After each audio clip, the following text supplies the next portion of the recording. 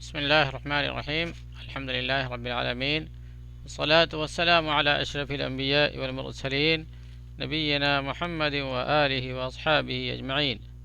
اما بعد، عزیز ساتھیوں، آپ ارکان اسلام میں سے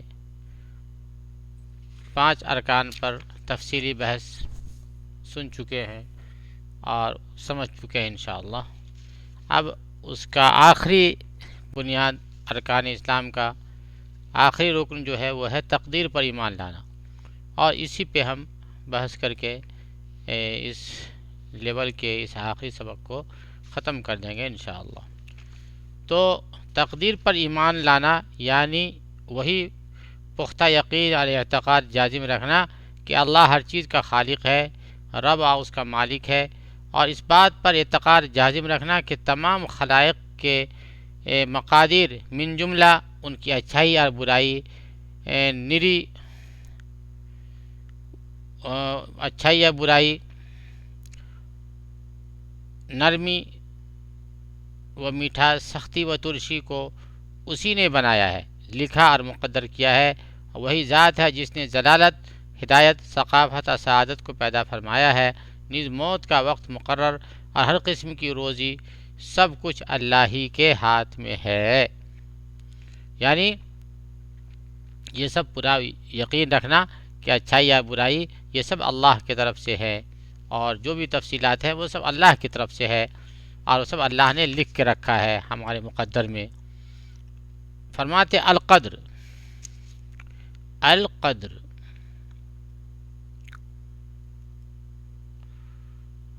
یہ ہے القدر،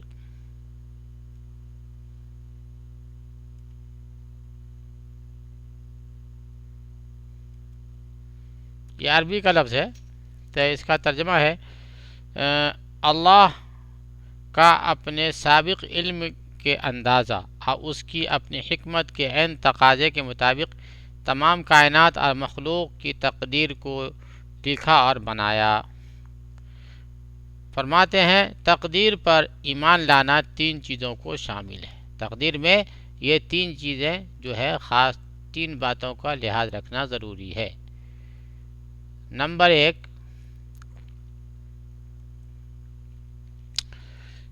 1، اس بات پر ایمان رکھنا کہ اللہ تعالیٰ تمام چیزوں کا ان کے کلی یا جزئی تمام تر تفصیل کے ساتھ ہمیشہ علم رکھتا ہے اور ہمیشہ رکھے گا، چاہے وہ چیزیں خود اللہ کے اپنے افعال سے متعلق ہوں یا اس کے بندہ کے افعال سے متعلق ہو۔ یعنی اللہ تعالیٰ کو ہر چیز کا علم ہے، جو اللہ خود کر رہے ہیں یا یہ اللہ کا بندہ ہم اور آپ جو کر رہے ہیں، یہ سب اللہ کے علم میں ہے۔ نمبر 1 کو پھر سے ملاحظہ فرمائیں، اس بات پر ایمان رکھنا کہ اللہ تعالیٰ تمام چیزوں کا ان کے کلی جزئی تمام تر تفصیل کے ساتھ ہمیشہ علم رکھتا ہے، وہ ہمیشہ رکھے گا، چاہے وہ چیز خود اللہ کے اپنے افعال سے متعلق ہوں یا بندے کے افعال سے متعلق ہوں۔ یعنی جو اللہ تعالیٰ خود فرما رہے ہیں، کر رہے ہیں، وہ بھی اللہ کے علم میں ہے، اور جو انسان ہم اور آپ کر رہے ہیں اس کا بھی اللہ کے علم میں ہے۔ اس بات پر ایمان رکھنا، نمبر 2، اس بات پر ایمان رکھنا کہ تمام چیزیں اللہ تعالیٰ نے پہلے ہی لوح محفوظ میں لکھ رکھی ہے۔ ان دونوں چیزوں کے بارے میں اللہ کا فرمان ہے، اعوذ باللہ من الشیطان الرجیم، الم تعلم ان اللہ یعلم ما فی السماء والارض ان ذلك فی کتاب ان ذلك علی اللہ یسیر۔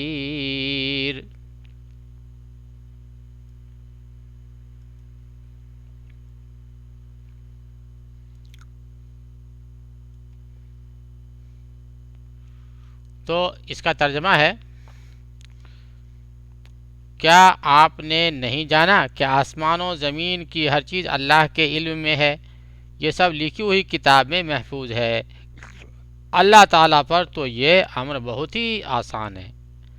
اس کے بعد صحیح مسلم میں ایک روایت ہے کہ رسول اللہ صلی اللہ علیہ وسلم نے فرمایا، اللہ تعالیٰ نے آسمانوں اور زمینوں کی پیدائش سے 50,000 سال پہلے تمام مخلوق کی تقدیر کو لکھ دیا۔ کب؟ زمین و آسمان کے بنانے سے 50,000 سال پہلے انسان تمام مخلوق کی تقدیر کو اللہ نے لکھ دیا۔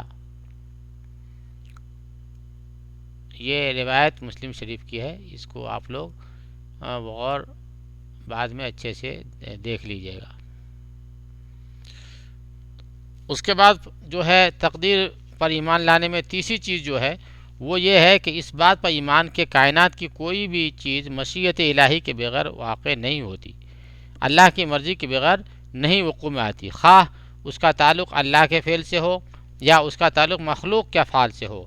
اللہ سبحانہ و تعالی اپنے فعل سے متعلق ارشاد فرماتا ہے، اعوذ باللہ من الشیطان الرجیم وَرَبُّكَ يَخْلُقُ مَا يَشَاءُ وَيَخْتَارُ۔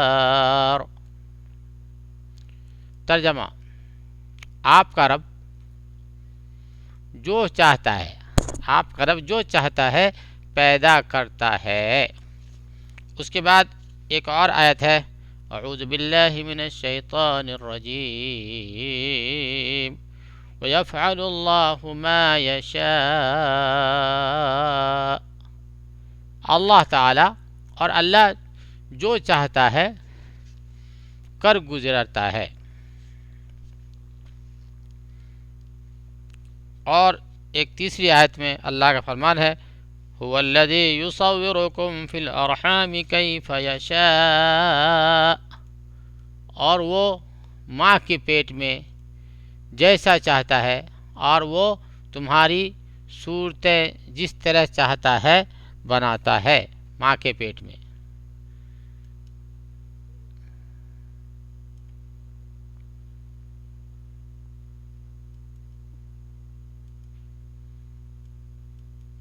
جس کو ترجمہ ہائی لائٹ کرنے میں وقت لگ جاتا ہے کبھی کبھی۔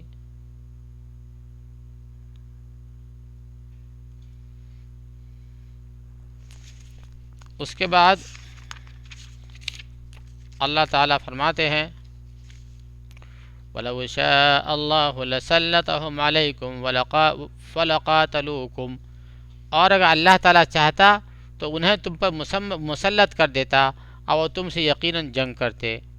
اسی طرح اللہ کا فرمان ہے، اعوذ باللہ من الشیطان الرجیم وَلَوْ شَاءَ اللَّهُ مَا فَعَلُوهُ وَلَوْ شَاءَ اللَّهُ مَا فَعَلُوهُ فَذَرْهُمْ وَمَا يَفْتَرُونَ۔ اور اگر اللہ کو منظور ہوتا تو یہ ایسا کام نہ کرتے، تو آپ ان کو اور جو کچھ یہ غلط باتیں بنا رہے ہیں یوں ہی رہنے دیجیے۔ تو یہ بتانا ہے اس میں خاص طور سے کہ جو اللہ تعالی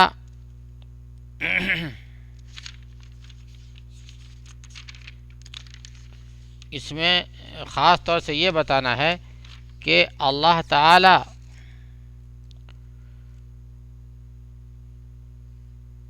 اس بات پر یقین رکھنا کہ اللہ تعالی میں کوئی بھی چیز اللہ کی مرضی کے بغیر نہیں ہو سکتی، خواہ اس کا تعلق اللہ کے فعل سے ہو یا اس کا تعلق مخلوق کے افعال سے ہو، یعنی اللہ جو خود فرما رہے ہیں کر رہے ہیں وہ تو کر ہی رہے ہیں، باقی ہم اور آپ جو کر رہے ہیں اس میں بھی اللہ کی مشیت کا دخل ہے۔ اللہ کی مشیت کے بغیر ہم بھی کچھ نہیں کر سکتے۔ تو اسی کے اوپر یہ سب دلیلیں دیا ہے قرآن کی آیت سے، جیسے وَلَوْ شَاءَ اللَّهُ مَا فَعَلُوهُ فَذَرْهُمْ وَمَا يَفْتَرُونَ۔ اس کے بعد فرماتے ہیں چوتھی بات جو آخرت تقدیر پر ایمان لانے سے متعلق ہے وہ یہ ہے کہ اس بات پر ایمان کے پوری کائنات اپنی ذات، صفات اور اپنے مکمل حرکات کے ساتھ اللہ تعالیٰ کی مخلوق ہے۔ اس سلسلے میں اللہ تعالیٰ ارشاد فرماتے ہیں، اعوذ باللہ من الشیطان الرجیم اللہ خالق کل شیء وہو علی کل شیء وکیل۔ ترجمہ: اللہ ہر چیز کا پیدا کرنے والا ہے، اللہ ہر چیز کا پیدا کرنے والا ہے اور وہی ہر چیز کا نگہبان ہے۔ اور فرماتے ہیں، اعوذ باللہ من الشیطان الرجیم وخلق کل شیء فقدرہ تقدیرا۔ اور اللہ نے ہر چیز کو پیدا کر کے ایک مناسب اندازہ میں ٹھہرا دیا ہے۔ اور فرمایا اپنے برگزیدہ نبی سیدنا ابراہیم کے بارے میں کہ انہوں نے اپنی قوم سے یوں فرمایا واللہ خلقکم وما تعملون، ترجمہ حالانکہ تمہیں اور تمہاری بنائی ہوئی چیزوں کو اللہ ہی نے پیدا کیا ہے۔ تو یہ ہو گئی قدر۔ قدر اب آگے فرماتے ہیں قدر کی جو ہم نے وصف بیان کی ہے، جس پر ہم سب کا پختہ ایمان ہونا ضروری ہے، اس سے بندے اپنے اختیاری افعال میں اس کی مشیت اور اس کے قادر ہونے کی نفی لازم نہیں آتی، بلکہ شریعت اور امر واقع دونوں اس بات پہ دلالت کرتی ہے کہ بندے کو اللہ کی طرف سے مشیت اور قدرت عطا ہوئی ہے۔ فرماتے ہیں شریعت سے اس کی دلیل اللہ تعالیٰ کی مشیت کے بارے میں فرماتے ہیں فمن شاء اتخذ الى ربه مآبا،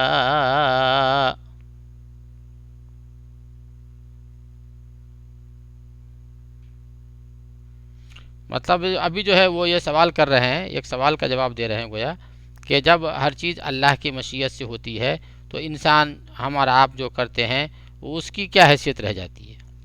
تو اسی کا جواب دے رہے ہیں کہ یہ ٹھیک ہے کہ ہر چیز اللہ کے اختیار سے ہوتی ہے، لیکن اللہ نے بندوں کو جو ہے کچھ اختیار بھی دیے ہیں، اور بندے کے کچھ اختیاری افعال بھی ہیں، اس کی مشیت اس کے قادر ہونے بندے کے کچھ اختیاری افعال بھی ہیں، اور اسی وجہ سے جو ہے بندے کو سزا اور عذاب کا اور نعمتوں کا سامنا کرنا پڑے گا۔ چنانچہ فرماتے ہیں فمن شاء اتخذ الی ربہ مآبا، اب جو چاہے اپنے رب کے پاس نیک اعمال کر کے ٹھکانہ بنا لے۔ اور اللہ کا فرمان ہے فأتوا حرثکم انا شئتم، اپنی کھیتی میں جس طرح چاہو آؤ، کھیتیوں سے مراد عورتیں ہیں، اور بندے کو جو قدرت عطا ہوئی ہے اس سے متعلق ارشاد باری ہے فاتقوا اللہ ما استطعتم واسمعوا واطیعوا، بس جہاں تک تم سے ہو سکے اللہ سے ڈرتے رہو اور سنتے اور مانتے چلے جاؤ۔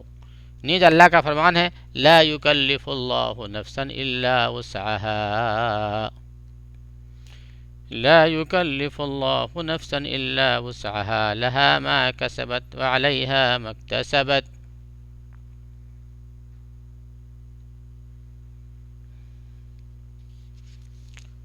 ترجمہ اللہ تعالیٰ کسی جان کو اس کی طاقت سے زیادہ تکلیف نہیں دیتا، جو نیکی وہ کرے وہ اس کے لیے اور جو برائی وہ کرے وہ اس پر ہے۔ نمبر 2 امر واقع کی مثال، ہر انسان اس بات کو بخوبی جانتا ہے کہ اسے اللہ کی طرف سے مشیت، ارادہ، قدرت عطا ہوئی ہے۔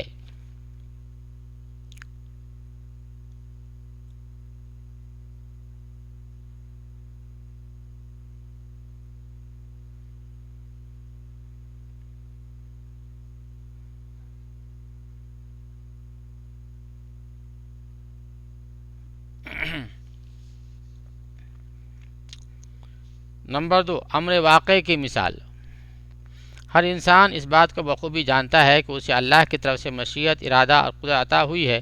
انہی دونوں چیزوں کی وجہ سے وہ جس چیز کو چاہتا ہے کرتا ہے، جس چیز کو چاہتا ہے چھوڑ دیتا ہے۔ اسی بنا پر مشیت اور ارادہ سے جو چیز واقع ہوتی ہے جیسے کہ چلنا وغیرہ، اور جو بغیر اس کی مشیت ارادے کے واقع ہوتی ہے جیسے کہ بدن میں ارتعاش یعنی جھنجھناہٹ سے بدن ہلنا، دونوں میں فرق ہے۔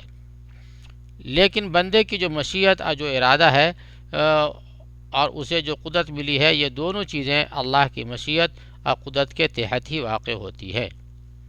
یعنی اللہ نے اگرچہ مشیت دیا ہے انسان کو بھی کچھ نہ کچھ، لیکن وہ بھی اللہ کی مشیت کے اندر ہی میں ہے، جیسا کہ اللہ کا فرمان ہے اعوذ باللہ من الشیطان الرجیم لمن شاء منکم ان یستقیم وما تشاءون الا ان یشاء اللہ رب العالمین۔ یہ نصیحت نامہ بالخصوص اسی کے لیے ہے جو تم میں سے سیدھی راہ پر چلنا چاہے، اور تم بغیر پروردگار عالم کے چاہے کچھ نہیں چاہ سکتے۔ تم بغیر پروردگار عالم کے چاہے کچھ بھی نہیں چاہ سکتے۔ اسی طریقے سے فرماتے ہیں یہ تمام کائنات چونکہ اللہ کی پوری ملکیت ہے، اس لیے اسی کائنات میں سے کوئی بھی چیز اللہ کے علم اور اس کی مشیت کے بغیر ہرگز واقع نہیں ہو سکتی۔ آگے فرماتے ہیں ہم نے قدر کی جو صفت بیان کی ہے جس پر ایمان کا لانا ضروری ہے، اس سے واجبات کو ترک کر دینے کی یا گناہ کے کام کرنے کی کسی بندے کے لیے کوئی دلیل نہیں ملتی، اور اگر وہ اسے اپنی انسانی ذمہ داریوں کو ترک اور چھوڑ دینے کی یا گناہ کے کام کرنے کی دلیل حجت بناتا ہے تو اس کی یہ دلیل کئی طریقوں سے باطل اور مردود ہے۔ یعنی فرماتے ہیں کہ جب انسان کی کچھ مرضی ہی نہیں تو پھر اس کے گناہ پہ سزا کیوں وغیرہ وغیرہ، تو اس کا جواب دے رہے ہیں کہ اللہ کا فرمان ہے اعوذ باللہ من الشیطان الرجیم سيقول الذين أشركوا لو شاء الله ما أشركنا ولا آباؤنا ولا حرمنا من شيء كذلك كذب الذين من قبلهم حتى ذاقوا بأسنا قل هل عندكم من علم فتخرجوه لنا إن تتبعون إلا الظن وإن أنتم إلا تخرصون وإن أنتم إلا تخرصون۔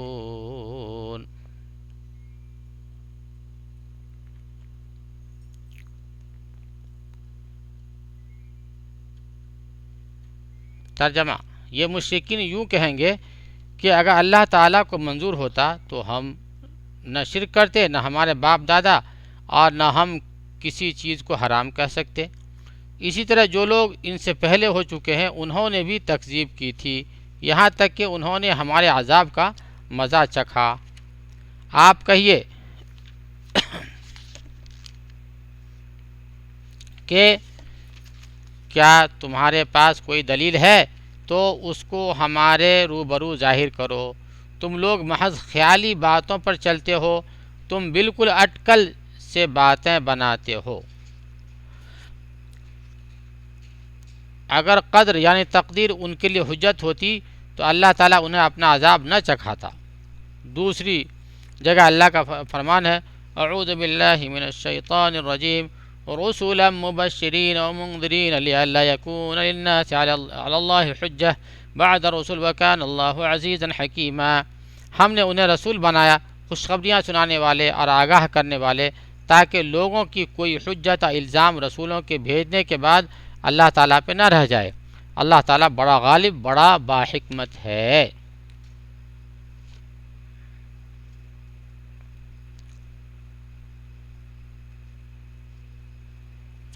اسی طریقے سے بخاری مسلم کی روایت ہے کہ تم میں سے ایسا کوئی شخص نہیں مگر اس کا ٹھکانہ جہنم یا جنت میں لکھا جا چکا ہے۔ یہ سن کر ان میں سے ایک شخص نے کہا اے اللہ کے رسول، تو کیا ہم اس پہ بھروسہ کر کے بیٹھ نہ جائیں؟ تو آپ صلی اللہ علیہ وسلم نے فرمایا نہیں، بلکہ عمل کرتے رہو، ہر ایک کے لیے آسانی کی گئی ہے، ہر ایک کے لیے آسانی کی گئی ہے۔ اور یہ تلاوت فرمائی جس نے دیا اللہ کی راہ میں اور ڈرا اپنے رب سے۔ اس حدیث سے معلوم ہوا کہ نبی کریم صلی اللہ علیہ وسلم نے عمل کرنے کے لیے کہا ہے اور تقدیر پر بھروسہ توکل کر کے بیٹھ جانے سے منع فرمایا ہے۔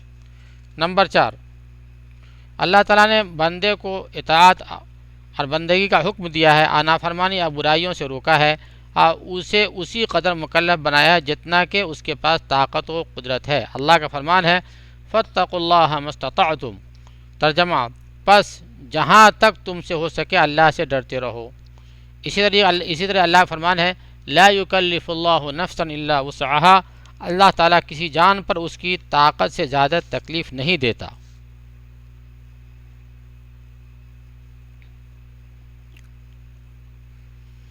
اگر کسی بندہ فعل اور عمل پر مجبور کر دیا جاتا تو پھر اس سے یہ لازم آتا کہ وہ ایسے کام کا مکلف کر دیا گیا ہے جو اس کی طاقت سے باہر ہے اور اس سے نجات اور چھٹکارا ممکن نہیں ہے، اور یہ باطل ہے۔ لہذا اسی بنا پر اگر اس سے کوئی گناہ جہالت آدمی علم کی وجہ سے یا بھول چوک یا اس پر جبر و اکراہ کی وجہ سے واقع ہوتا ہے تو اس پر کوئی مواخذہ نہیں، کیونکہ وہ معذور ہے۔ اس کے بعد کی بات ہے انشاءاللہ ہم اگلے سبق میں پیش کریں گے. اللہ تعالی ہمیں تقدیر پہ پورے ایمان کے ساتھ اس دنیا سے جانا نصیب فرمائے اور اللہ تعالی ہم سب کو اللہ کے ہر فیصلے پہ راضی رہنے کی توفیق نصیب فرمائے. وآخر دعوانا ان الحمد للہ رب العالمین.